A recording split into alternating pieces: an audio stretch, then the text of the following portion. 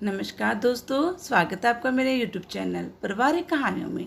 आज की कहानी है सास ससुर और बहू की। कहानी बहुत अच्छी है। कहानी को पूरा सुनना और मेरे चैनल को सब्सक्राइब जरूर करना। कहानी शुरू करते हैं। पवन, मैंने तुमसे कितनी बार कहा है, मुझसे तुम्हारे माता पिता की और सेवा नहीं होती। दोनों पूरा दिन आराम फरमाते रहते हैं और कुछ ना कुछ नया बनाने की फरमाइश करते रहते हैं। अब और इन लोगों की सेवा नहीं होती मुझसे। उन्हें वृद्धाश्रम क्यों नहीं भेज देते तुम? मीना चिढ़ते हुए पति पवन से बोली।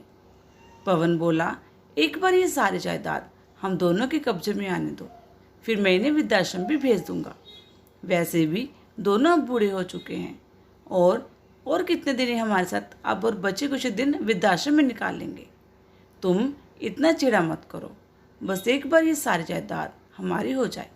मीना बोली, पवन, मैं तो शादी होते ही अलग रहना चाहती थी, मगर शादी से लेकर अब तक कह रही हो कि हम दोनों के हाथ जल्दी ही ये घर आ जाएगा और हम इन दोनों बूढ़ों को वृद्धाश्रम भेज देंगे।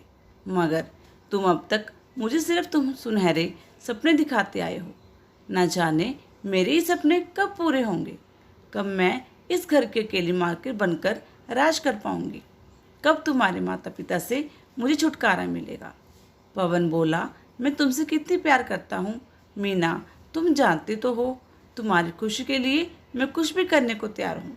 बस एक बार तरकीब सूझ जाए कि इन लोगों से घर के पेपर पर हस्ताक्षर कैसे करवाऊँ, फिर तुम देखना, तुम रानी और मैं राजा, दोनों मिलकर राज करेंगे इस घर पर। अच्छा सुनो पवन, तुम जरा खुशी को देख लेना। घर में आज तुम्हारी ऑफिस की छुट्टी है तो मैं जरा पार्लर जाकर आती हूँ। मीना अपने पैसों वाला बैग हाथ में लेते हुए बोली। पवन बोला, हाँ तुम बेफिक्र होकर जाओ, मैं यहाँ खुशी को संभाल लूँगा। पवन अपनी बेटी खुशी को सुलाकर जैसे ही कमरे से बाहर निकलता है, पवन की माँ वीना जी बोली, पवन, मैं बिल्कुल रात को सो नहीं पाई। पंखा बहुत आवाज़ कर रहा है, न जाने पंखे को क्या हो गया है। आज तो तेरी ऑफिस की छुट्टी भी है, तू आज ही पंखे को ठीक करवा दे ताकि मैं रात को चैन से सो पाऊँ। उतने में बोलते बोलते वीना जी की जोर से खांसी आई। धीरे से उठकर उन्होंने पास वाली बोतल में रखा पानी गिलास में निकाला और पानी पीने लगे। थोड़ा पानी गले में उतरा और थोड़ा पानी गले से खरखर उनका ब्लाउज भीग गया। बूढ़े होने के कारण उनके हाथ पानी पीते वक्त कांप जाते थे। बहू से गर्म पानी मांगने की हिम्मत नहीं थी, क्योंकि बहू मीना सास ससुर को बस झेल रही थी। वह उनका एक भी काम प्यार से करने को तैयार नहीं थी। बहू मीना का पारा हमेशा सास ससुर पर चढ़ा ही रहता, और अगर सास ससुर ने अपना एक भी काम बहू मीना को करने को कह दिया तो मीना गुस्से में उन दोनों पर आग बबूला हो जाती। अब तो सास ससुर दोनों बहू के आगे कुछ कहने की हिम्मत ही नहीं करते थे। और वीना जी पानी पीकर बोली, और बेटा, खांसी भी बढ़ती जा रही है। उस दिन भी तो तुझे दवाइयों का पर्चा पकड़ाया था, मगर तू नहीं लेकर आया। आज तो तेरी छुट्टी है, अब आज मत कहना कि मेरे खांसने के कारण मुझे तो दिक्कत हो रही है। तेरे पिताजी को भी अब हल्की खांसी हो गई है, और तू तो जानता ही है, अगर एक बार तेरे पिताजी को खांसी हो गई तो महीना भर उन्हें आराम नहीं पड़ता। फिर तुझे हम दोनों के लिए दवाई लानी पड़ेगी, इसलिए आज पक्का दवाई ले आना। पवन गुस्से में बोला, माँ, जिस दिन भी मेरी ऑफिस की छुट्टी होती है, कभी आपको बाम की शीशी लानी होती है, कभी दवाइयों का पर्चा पकड़ा देती हो, कभी आपका पंखा खराब हो जाता है। छुट्टी के दिन भी मुझे इस घर में शांति से जीने नहीं देती आप। खुद तो पलंग पर बैठे पूरे दिन पड़ी रहती हो और बैठे बैठे बस मुझे काम बताते रहते हो। मेरे पास इन सब चीज़ों के लिए बिल्कुल वक्त नहीं है, और हाँ, पैसे भी पेट पर नहीं उगते हैं कि मैं आप पर फिजूल खर्ची करता रहूं। मेरे अपने भी बहुत खर्चे हैं मेरे सामने।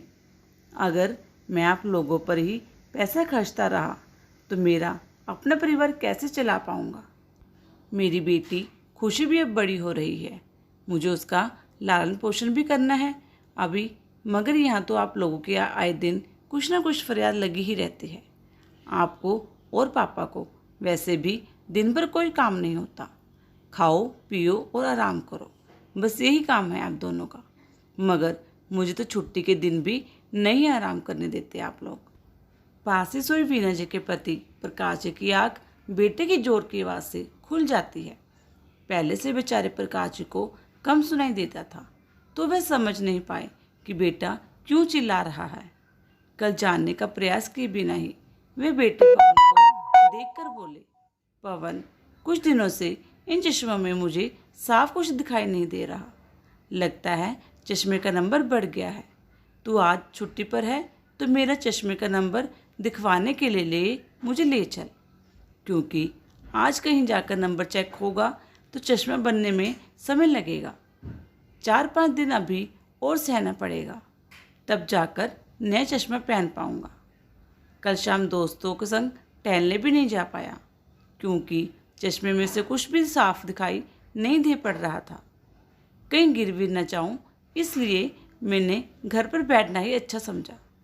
मगर बेटा, घर में पूरा दिन निकालना भारी पड़ जाता है। अकेले अकेले मन भी तो नहीं लगता, इसलिए मुझे आज तेरे साथ ले चल। तेरे साथ कहीं बाहर गए एक अरसा बीत गया है। इतने में पवन दमकर बोला, ये लो, अब इनकी भी फरियाद शुरू हो गई। एक की फरियादों की लिस्ट अभी ख़त्म हुई नहीं कि दूसरे की फरियादों की लिस्ट शुरू हो गई। मैं बस यही काम करता रहूं क्या पूरे दिन? वह दोनों को हाथ जोड़कर बोला, मुझे शांति से जीने दो तुम दोनों। सही कहती है मीना, आप दोनों को वृद्धाश्रम में भेज देना चाहिए ताकि हम दोनों को शांति मिले। और बाहर हॉल में जाकर टीवी देखने बैठ गया। बेटे के कटु वचन सुनकर प्रकाश और वीना जी का दिल अंदर तक उन्हें झकझोर गया। वीना जी तो रोने ही लग गई और बोली, बहू तो बहू, बेटा भी हमें दोनों को हमेशा झिड़कता रहता है। अभी थोड़े दिन पहले ही बहू से मैंने कहा था, बेटा आज मेरे लिए खाने में थोड़ी खिचड़ी बना देना। उस बात का बहू ने बतंगड़ बना दिया था। वह बोली, आप दोनों बूढ़े तो वृद्धाश्रम में भेज देती हूँ, वहाँ सभी लोग आपकी फरियाद बराबर पूरी करेंगे। कम से कम मैं और मेरा पति तो यहाँ शांति से रहेंगे। अब तो बात बात पर बेटा और बहू दोनों हमें वृद्धाश्रम भेजने की धमकी भी देने लगे हैं। मैं तो ये जिल्लत भरी जिंदगी से तंग आ गई हूँ। रोते हुए बोली वीना जी, भगवान से हमने कितनी प्रार्थनाएं की थी, तब जाकर पवन पैदा हुआ था हमारे घर। मगर हम क्या जानते थे, भगवान इतने सालों बाद बेटा देखकर हमें बुढ़ापे में ये दिन दिखाएगा। प्रकाश जी बोले, हाँ वीना, उस दिन घर कितनी खुशियों से भर गया था और आज यही बेटा हमें बात बात पर सुनाकर चला जाता है। क्या कुछ नहीं किया हमने पवन के लिए, अपना सब कुछ कुर्बान कर दिया उस पर। यहाँ उसे एक क्षण अपने माँ बाप का ख्याल नहीं आता होगा कि हमने उसे पालने में कितनी मेहनत की है और हमारी सारी जमा पूंजी उसे पढ़ाने में खर्च कर दी। इससे तो हम इतने सालों तक बेऔलाद ही अच्छे थे। प्रकाश जी और वीना जी का इकलौता बेटा था पवन। दोनों की शादी के बाद 4 साल औलाद नहीं हो पा रही थी। उन्हें फिर बड़ी मन्नों के बाद उनके घर पवन का जन्म हुआ था। प्रकाश जी और वीना जी बहुत पैसे वाले तो नहीं थे, मगर प्रकाश जी अपने छोटे से राशन की दुकान पर खूब मेहनत किया करते थे, जिसमें वीना जी भी उनका पूरा सहयोग करते थे। दोनों ने खूब मेहनत करके बेटे पवन को खूब पढ़ाया लिखाया और सीए बनाया था। महीनों महीनों नए कपड़े ना ही खरीदे ना ही पहने, मगर पवन को कभी किसी चीज़ की कमी नहीं होने दी। पवन ने सीए की पढ़ाई पूरी होने के बाद अपनी ही कंपनी में नौकरी करने वाली मीना से प्रेम विवाह किया था। मीना पहले तो संयुक्त परिवार में रहने की तैयार नहीं थी, मगर पवन के लाख मनाने के बाद सास ससुर के घर के लालच में वह सास ससुर के साथ रहने तैयार हुई।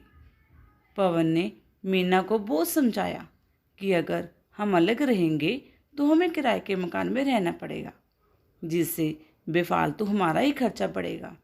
इसलिए तुम मेरे माता पिता को थोड़ा समय झेल लो।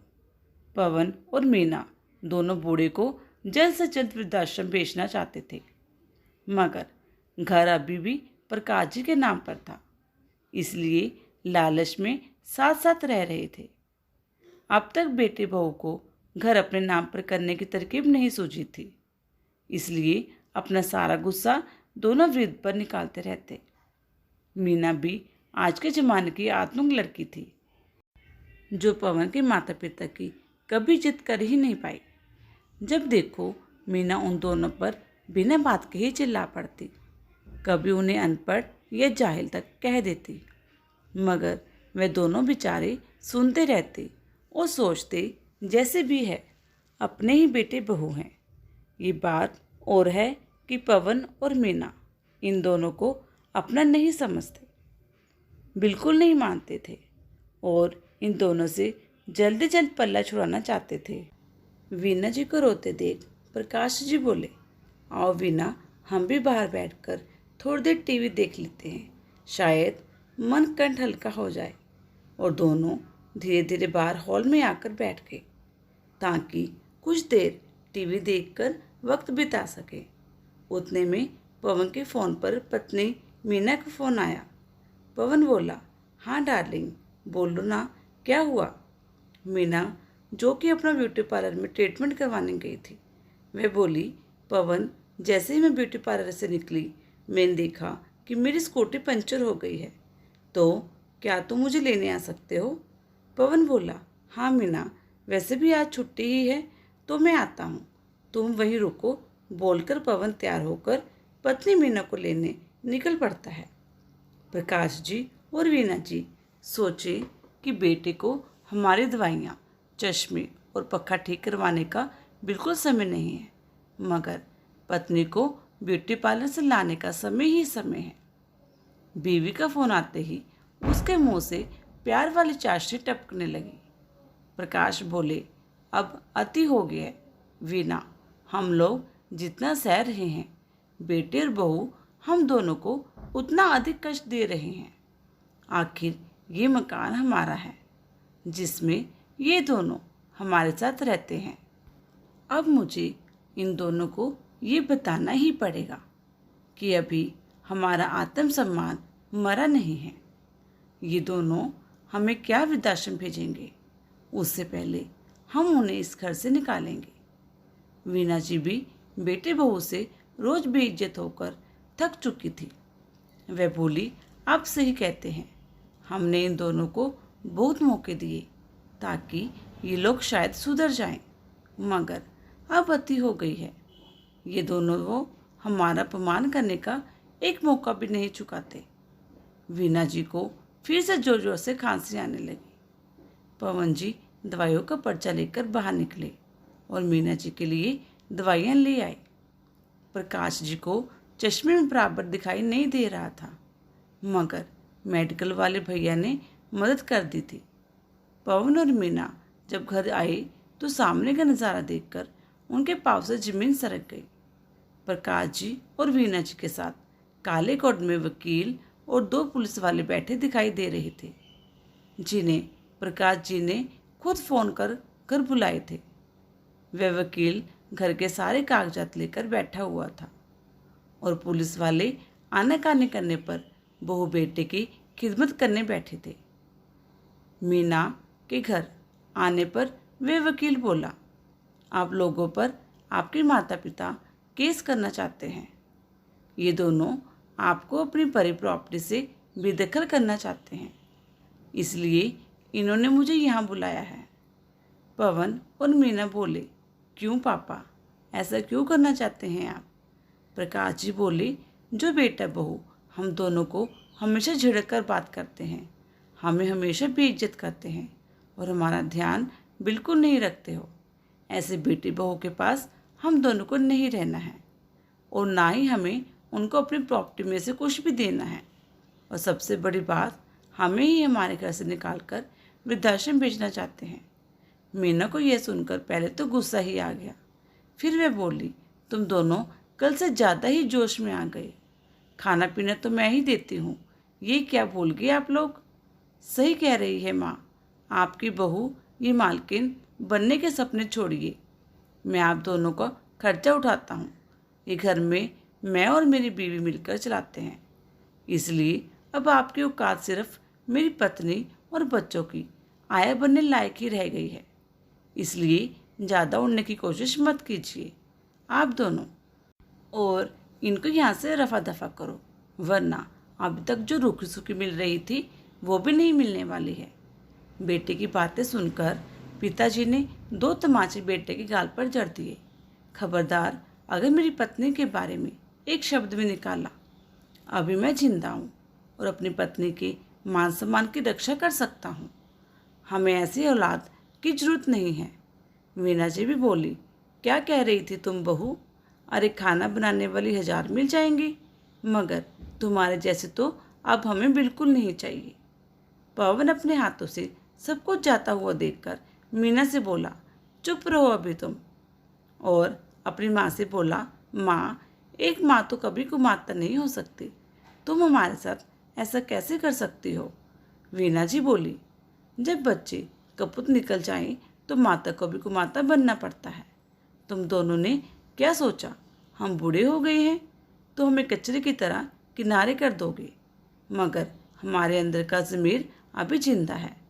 वह बैठा वकील बोला, कानून के अनुसार यदि बच्चे अपने माता पिता की इज्जत ना करें, उन्हें ना समझ जवाब दे या उनकी सेवा ना करे, उन्हें वृद्धाश्रम भेजना चाहे, तो माता पिता का पूरा फर्ज बनता है कि वह अपने जायदाद से उन्हें बेदखल कर दे। पवन और मीना गिड़गिड़ाते हुए बोले, माँ पिताजी ऐसा मत करिए, हम कहाँ जाएंगे? आज प्रकाश जी और वीना जी का मन पत्थर बन चुका था। उन दोनों पर बेटा बहू के माफ़ी मांगने का या गिड़गिड़ाने का कोई असर नहीं पड़ रहा था। प्रकाश जी और वीना जी अपने फैसले पर अड़िग रहे और ऐसे बच्चों को उन्होंने अपने घर से निकाल दिया जो उन्हें अपने घर से बाहर करना चाहते थे। पवन अपनी पत्नी के साथ दर दर की ठोकरें खाता रहा और गुस्सा करके कभी अपनी पत्नी पर हाथ उठा देता, क्योंकि ये सब उसका ही करा भरा था जो आज उसकी ऐसी हालत हो गई। दोस्तों, कृपया अपने माता पिता को बहुत इज्जत और सम्मान दें, हमेशा उनकी देखरेख करें। पेड़ बूढ़ा ही सही, अपने आंगन में रहने दे। फल नहीं दे पाएगा तो क्या हुआ, कम से कम छाँव तो देगा। हेलो दोस्तों, आपको ये कहानी कैसी लगी? अगर अच्छी लगी लाइक और कमेंट जरूर करना, और इस कहानी को ज़्यादा से ज़्यादा शेयर करना। मेरे चैनल को सब्सक्राइब जरूर करना। धन्यवाद।